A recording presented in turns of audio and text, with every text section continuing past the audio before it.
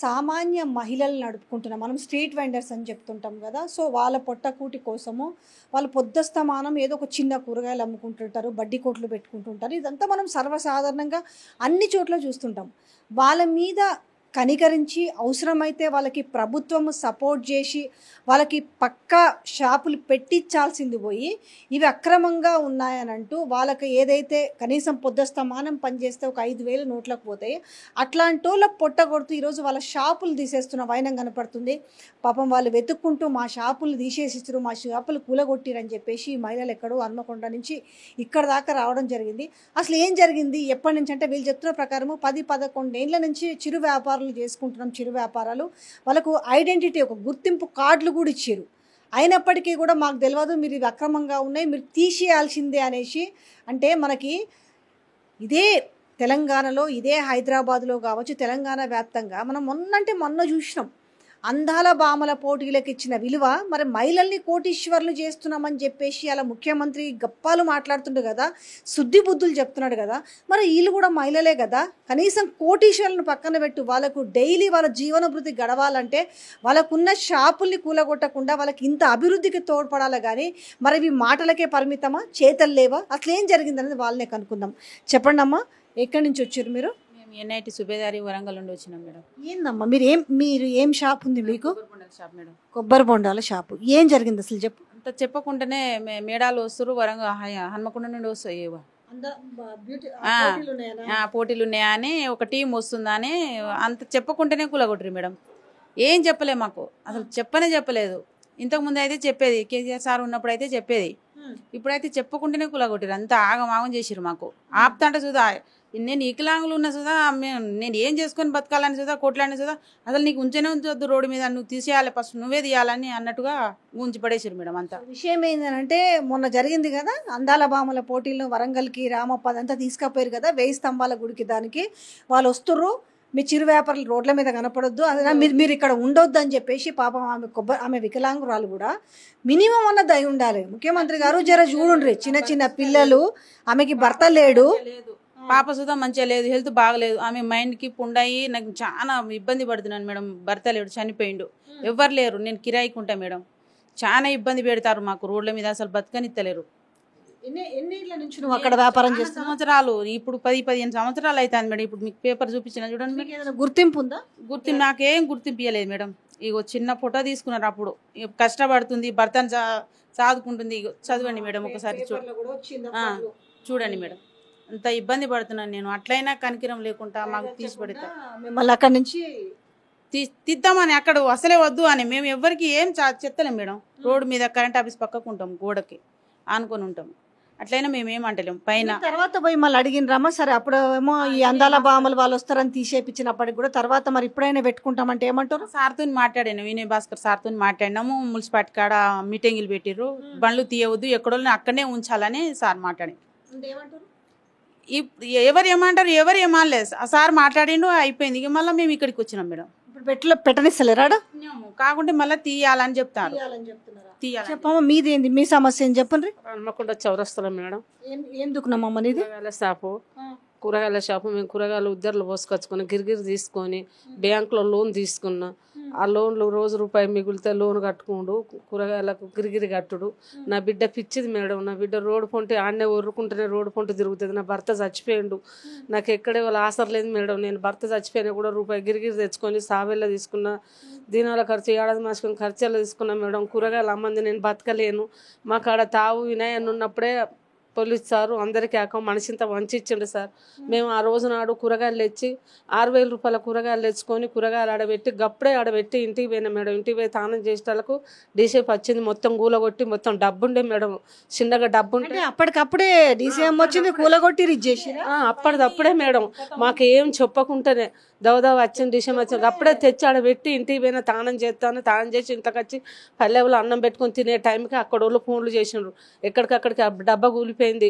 మొత్తం కూరగాయలన్నీ ఎక్కడికక్కడికి మొత్తం దంచకపోయింది మేడం. ఎక్కడేం ఆధారం లేకుండా మేము దేనికి అడిగితే దేనికి తీసినామని చెప్తున్నారు? దేనికి తీసినామంటే మాకు అక్కడ పై ఆర్డర్ వచ్చింది, ఇక్కడ ఏమో కట్టేయాలి అని వాళ్ళు పలుకుతున్నారు. పై ఆర్డర్ వచ్చింది, మీరు తీసేయాలి అసలే అని చెప్పి పోలీసు వాళ్ళు వీళ్ళు ధైర్యం చేసి మున్సిపాలిటీ వాళ్ళు నల్ల బట్టలు వేసుకొని వచ్చింది సార్. వాళ్ళు కూడా పైకి వచ్చి మొత్తం గుంజేస్తుడు, అంత ఆగమాగం చేసిండ్రు సార్. కార్డులు ఇచ్చారు అప్పుడు ఏమన్నా? మాకు ఇచ్చిండ్రు సార్, కూరగాయల లోన్ తీసుకుంటే కార్డు ఇచ్చింది మేడం. ఈ లోను ఏదన్నా రూపాయి అమ్ముకుంటే ఇట్లా స్కానర్ ఉంటుంది మేడం. ఐడెంటిటీ కార్డు ఇచ్చిరు మీకు? మీరు చూపియలేదా మరి? ఇది చూపించినా కూడా వాళ్ళు ఆగుతలేరు మేడం. ఇది చూపించినా కూడా ఆగుతలేరు అసలే. నల్ల బట్టల మున్సిపాలిటీ నుంచి పంపించారు, పోలీసు వాళ్ళు దౌర్జన్యం చేసి తీయరని మా మీదకి గుడ్లు తెరుచుకుంటాం, మేము పోలీస్ స్టేషన్ పట్టిస్తాం, కేసులు పెడతాం, ఇట్లా అట్లా అని పోలీసు వాళ్ళు కూడా దౌర్జన్యం చేస్తారు సార్. మమ్మల్ని ఆగమాగం చేస్తాను బాంచని. మేము ఆ తావు లేకుంటే మేము బతకలేము. రోడ్డుకు ఉందా మరి? రోడ్డుకి ఇబ్బంది అవుతుందా? రోడ్డుకు అసలే లేదు, మధ్యలోనే ఉన్నది. మధ్యలో కొంచెం ఇట్లా గ్రౌండ్ హోల్ ఉంటుంది. ఆ రోడ్డుకు ఇటు రోడ్డుకు లేదు, ఎటు రోడ్డుకు ఆన్ లేదు మేడం, మధ్యలోనే ఉంటుంది. అప్పుడు ఆ సార్ వినాయక్ సార్ ఉన్నప్పుడు ఆయనే మాకు బొందలోలు ఉండే సార్.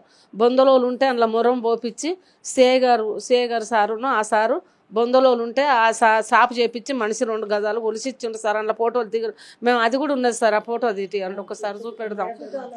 అది కూడా ఫోటోలు దించి ఇచ్చిండు సార్. తీసేస్తాను. మీదేందమ్మా సమస్య?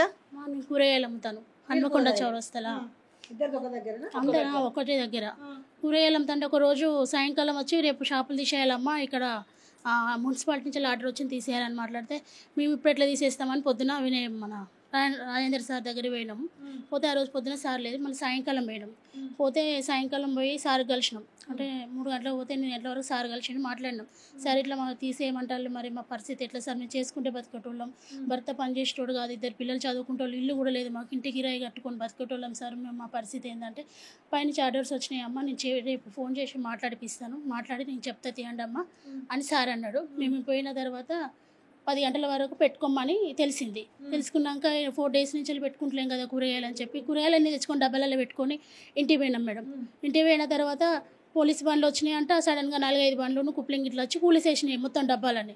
కూలిసేసినాయి, అయ్యో పోయినాయి అని పోతానే మీ బండ్లు వచ్చినాయి, పోలీసు వాళ్ళు వచ్చినాయి అంటే మేము అందరం పోయినాం. పోయి అమ్మ నేను మేము అందరం పోయినాం. పోయేసరికి అయ్యో మరి తీసేస్తే ఎట్లా అని అంటే, మీరు స్టేషన్కి పోండి అమ్మ, స్టేషన్ పోయేది అంటే మేము పోయేసరికి మరి దెబ్బన కూల కొడితే ఎట్లా అని అంటే, లేదమ్మా మీరు స్టేషన్ పోలేనంటే స్టేషన్ పోయేసరికి అవి మొత్తం ఎక్కడెక్కడ గుద్దేసిళ్ళు. లోపల కూరగాయలు 20,000 డబ్బా కూరగాయలు మొత్తం ఇరిగిపోయినాయి, డబ్బాలన్నీ పోయినాయి. అమ్మ నేను చేసుకుంటే బతుకుతాను, నా కొడుకు MBA చదువుతాను, నా బిడ్డ ఫస్ట్ ఇయర్ చదువుతుంది, నా భర్త పేషెంట్, ₹1 పని చేయడు, వీళ్ళందరిని అడుగు, నా భర్త ₹1 పని చేయడు, ఇంటికి ఇల్లు లేదు నాకు, ఒక్కదాన్ని పని చేసుకొని ఆ కూరగాయల మీద పొట్టెల్ల తీసుకున్నాడే, రూపాయి సంపాదించుకున్నది లేదు. పిల్లలు కూడా గవర్నమెంట్ స్కూలే, వాళ్ళని చదివించుకుంటా నేను ఇంట్లోకి వెళ్ళి తీసుకుంటా, 200-300 గిరిగిరి కట్టుకొని ఇంట్లో దొడ్డు బియ్యం తినుకుంటా బతికటోళ్ళం. అమ్మ మాకు ఇప్పుడు 20 రోజుల బట్టి మాకు అసలు అది బేరమే లేకుండా పోయింది. కట్టద్దు అమ్మద్దు అని కూడా చుట్టూగా పిల్లర్లు వేసి దారం కట్టిలు వైరు కట్టినా కానీ మేము అక్కడే కూర్చొని అమ్ముకుంటామని చెప్పి మేము అక్కడనే అమ్ముతాను. అక్కడ వెహికల్స్ అవి ఇవి ఉన్న బండ్లు కూడా వస్తే కూడా ఫోటో తీస్తారు, లోపలికి కూడా రాణిస్తలేరు మందిని. ఇప్పుడు ఏంటివమ్మా ఇవి అన్ని ఆధార్ కార్డ్స్ అందరికి అందరికి తీసేసినా కానీ మేము పోలేదు మేడం, మేము అక్కడనే కూర్చొని అమ్ముతాను. మేము అంటే ఇక్కడ బట్టల షాపులో ఉన్నారు కొంతమంది, చాలా మంది జుబ్బలు బండ్ల మీద బట్టల షాపులో వాళ్ళు. 20 రోజులు అవుతుంది జరిగి? 20 రోజులు అవుతుంది. 27 తారీఖు రోజు మంగళవారం ఆ టీం వచ్చిన దగ్గర నుంచి వాళ్ళందరినీ కూడా 27 తారీఖు నుంచి వెళ్ళి ఇది జరుగుతుంది. అయినా కానీ మేము పోతలేము, అక్కడనే మాకు ఏమైనా పర్వాలేదు, మేము ఇక్కడే కూర్చొని అమ్ముతాం అని రోజు కొన్ని. మీ జిల్లా మంత్రో లేకపోతే ఎమ్మెల్యేనో కలిసి మీరు అడగలేదా? ఏం మాట్లాడినాం మేడం, మేము చేయిస్తామని చెప్పిండు, ఆర్డర్స్ వచ్చినాయి అని అన్నారు, నేను చెప్తానన్నారు, పొద్దున చెప్పిండు. మీకు ఇక్కడ ఏదన్నా ఆ ప్లేస్ కాకుండా ఇంకో ప్లేస్ ఏమైనా కేటాయిస్తామని చెప్పిండ్రా? ఇక్కడ మార్కెట్ కట్టిస్తాం అమ్మ, అందరు నాకు అక్కడనే వేస్తామని అంటే, అక్కడ వేసేదాకా అయితే మేము ఎట్లా బతకాలయ్యా, మాకు చిట్టీలు ఉన్నాయి అవి ఉన్నాయి, మేము ఎట్లా బతకాలని అంటే, మేము అప్పటిదాకా కూర్చొని అమ్మేటట్టు మాట్లాడిపిస్తామమ్మ అని చెప్పిండు. సరేనంటే ఇక మళ్ళీ తెల్లారి వచ్చి మీరు పోయి మళ్ళీ సేమ్ అదే ప్లేస్ లో కూరగాయలు పెట్టుకుంటే ఇప్పుడు ఏమంటారు పోలీసు వాళ్ళు కానీ GHMC వాళ్ళు వచ్చి పారబోస్తామంటారు. 10 తారీఖు వరకు అమ్మద్దు, మీరు అసలుకే కూరగాయలు అమ్మద్దు, సారేమో మేము కట్టిస్తాం అప్పటిదాకా అమ్ముకోమని ఎమ్మెల్యే సార్ చెప్పిండు. తెల్లారి మేము వచ్చి పెట్టిన తర్వాత మళ్ళీ ఎప్పట్లాగానే వాళ్ళు గుంజుడు పారబోసుడు చేసుడు అమ్మద్దు అన్నాడు, మేము అమ్ముతామని అట్లా కూర్చొని అమ్ముతాను. మీదమ్మా సేమ్? నమస్కారం అమ్మ, నా పేరు కవితమ్మ. నేను 10-12 ఏళ్ళ కానుంచి మీ హన్మకొండ చౌరస్తాలో కూరగాయలు అమ్ముతాను మేడం. మేమంతా ఒకటే మేడం. ఇగో మాకు ఈ కార్డులు కూడా వచ్చినాయి మేడం. అప్పుడు స్టేట్ వెండర్ ఐడెంటిటీ కార్డు దీంట్లో లోన్ కూడా వచ్చింది మేడం. మాకు లోన్ కూడా కడతాను మేడం మేము. అయితే మాకు అప్పుడు 2014-15 అప్పుడు సిఐ సారు విని అన్న మాకు ఆ ప్లేస్లో ఇటు రోడ్డుకి ఇబ్బంది లేదు, ఇటు ఆర్టీసీకి ఇబ్బంది లేదు, మధ్యలో సర్కిల్ ఉన్నది ఆ ప్లేసు. ఆ సార్ అప్పుడు మాకు జాగలు కొలిచి మొరం పోసి జాగలు కొలిచి ఈ కూరగాయలలో అమ్మేటోళ్ళం 42 మంది ఉన్నాం. 42 మంది ఉన్నాం. 42 మంది ఉన్నాం. మహిళలు ఉన్నారు, మగవాళ్ళు కూడా ఉన్నారు. అంటే చిన్నగా టేబుల్ల జుబ్బాలు డ్రాయర్లు బనీలు అమ్ముకునేటోళ్ళు వాళ్ళు కూడా చిన్నగా. మేము కూరగాయలు అమ్ముకుంటాం. అది ఎవరికి ఇబ్బంది లేకుండా మధ్యలో ఉన్నది ప్లేసు. అయితే మాకు ఇది ఇచ్చిళ్ళు. అప్పటి కానుంచి మేము ఇప్పటి వరకు మేము అట్లనే కూరగాయలు అమ్ముకుంటాను. మాకు ఒక్కరోజు సడన్గా ఓ లెటరే కానీ ఏది కానీ మాకు చెప్పలేదు. చెప్పకుండా రేపు వచ్చి ఇవాళ వచ్చి రేపు ఈ ప్లేస్ అంతా కాల్ చేయాలి. మరి మీరు అడగలేదా అమ్మ కనీసం? మరి ఇన్నేళ్ళకి వెళ్ళి మేము ఉన్నాం కదా, మాకు 2-3 రోజుల టైం అని ఇవ్వండి, మాకు అవసరం ఉన్న మేరకు పనికొచ్చే వస్తువులన్నా మేము తీసుకుపోతామని మీరు అడిగినరా? అడిగి మేము ఎమ్మెల్యే సార్ దగ్గర పోయినాం. ఫస్ట్ ప్రభుత్వం ఇప్పుడు ఆయనదే కదా, ఆ నాయని అన్న దగ్గర పోయినాం. పోతే మా నెంబర్లు మా పేరు నాయని రాజేందర్ రెడ్డి మా ఎమ్మెల్యే అక్కడ. అయితే మేము పోయి ఇవన్నీ పేర్లు రాసి మేము ఇట్లా కూరగాయలు అమ్ముకునేటం చిరు వ్యాపారస్తులమో చౌరస్తలా ఎవరికి ఇబ్బంది లేకుండా ఉన్నామన్నా సడన్గా వచ్చి ఇట్లా దిగమంటారు, మేము ఎక్కడికి పోతామన్నానంటే మాకు ఇప్పుడే చెప్పిండు కదా నేను రేపు ఎంక్వైరీ చేస్తా అన్నాడు. మళ్ళీ తెల్లారు పోతే 3 గంటలకు పోతే 8 గంటలకు లోపలికి రానిచ్చిండు. 8 గంటలకు లోపలికి పోయి మాట్లాడితే అన్నాడు కదా మీకు జాగలు అక్కడ స్మార్ట్ సిటీ అవుతుంది, అది రోడ్ పెద్దగా అవుతుంది, మీరు అక్కడి నుంచి తీయాలి అని అన్నాడు. అంటే మేము కూరగాయలు అమ్ముకుంటారు అంటే ఎవరికి ఇబ్బంది లేకుండా మేము మధ్యలో ఉన్నాం, ఎట్లా తీయమంటారు అన్న అంటే మీకు వేరే కాడ కట్టిస్తానన్నాడు. సరే వేరే కాడ కట్టించేంత టైము మాకు అప్పటిదాకానైనా మమ్మల్ని అక్కడ అమ్ముకొని అన్న అంటే సరే అమ్మ అన్నాడు. సరే మీరు ఫోన్ చేస్తాం మీరు పోండి అన్నాడు. సరే అని వచ్చినాం. కూరగాయలన్నీ తెచ్చుకొని ఒక్కొక్కరు 6-7 వేలు 8 వేలు 9 వేలు కూరగాయలు డబ్బాలలో పెట్టుకొని ఇంటికి పోయి వచ్చే వరకు అది జేసీపీ వచ్చి మొత్తం నెట్టి పడేస్తా అంటే సార్ ఎందుకు ఇట్లా నెట్టేస్తాను, మా కూరగాయలు అన్నీ మేము ఖరాబ్ అయినాయి, మాకు మేము ఎమ్మెల్యే దగ్గరికి అన్న దగ్గరికి పోతే మాకు చెప్పిండు అంటే అవన్నీ మాకు చెప్పొద్దమ్మా, మాకు పైనుంచి ఆర్డర్ వచ్చింది, మీరు ఎక్కడికన్నా పోలే ఆ పోలీస్ స్టేషన్ పోవాలా సార్ అని అంటే పోయి తెచ్చుకోపోలి వాళ్ళు ఆపమంటే మేము ఆపుతామని వాళ్ళు అన్నారు. మున్సిపల్ వాళ్ళు అనంటే మేము పోయినాక మేము జేసీపీతో నెట్టేస్తారు కావచ్చు అన్నాం. అంటే మేము ఏం నెట్టేయమన్నారు. అందరం కలిసి పోలీస్ స్టేషన్ పోయినాం. పోలీసు వాళ్ళు కూడా అంత అసలు మమ్మల్ని అంటే విలువ లేకుండా చిన్న చూపు చూసిండ్రు. పోలీసు వాళ్ళు అంటారు కదా ఎందుకమ్మా ఎందుకు వచ్చిల్లు అని అంటే ఏం సార్ ఇట్లా మేము కూరగాయలు అమ్ముకునేటోళ్ళం ఇట్లా సడన్గా వచ్చి కూరగాయలని లేపుతాడు, మేము ఎమ్మెల్యే అన్నతో చెప్తే కూడా టైం ఇచ్చిండు, అట్లా కూడా వాళ్ళు ఆగుతారు, ఒక ఫోన్ చేయండి సార్ వాళ్ళు ఆగుతారంటే అవన్నీ మాకు చెప్పొద్దు, మీరు ఎక్కువ మాట్లాడితే మీ మీద కేసెత్తా, మీ అందరినీ జైలు ఎత్తా అన్నాడు. మీ మీనికి ఏంటిది ఆర్మీని పంపిస్తా, మిమ్మల్ని మీనికి ఎక్కువ మాట్లాడద్దు అడుగులే అన్నాడు. ఏనలేదా మేము ఏం తప్పు చేసినామని ఆర్మీని పంపిస్తారు అనేసి? మేడం సారు మేము ఏం తప్పు చేసినాం, ఎవరైనా చంపినామా, ఎవరైనా జాగలు కబ్జాలు చేసినామా, మేము కూరగాయలు అమ్ముకునేటోళ్ళు మమ్మల్ని ఎట్లా మిలిటరీని పంపిస్తారు? అయితే న్యాయం గురించి అయితే ఇట్లనే మాట్లాడతారా అని సార్ వాళ్ళకంటే అవన్నీ చెప్పకమ్మపో ఎక్కువ మాట్లాడితే మీ అందరినీ లోపలెత్తా అన్నాడు.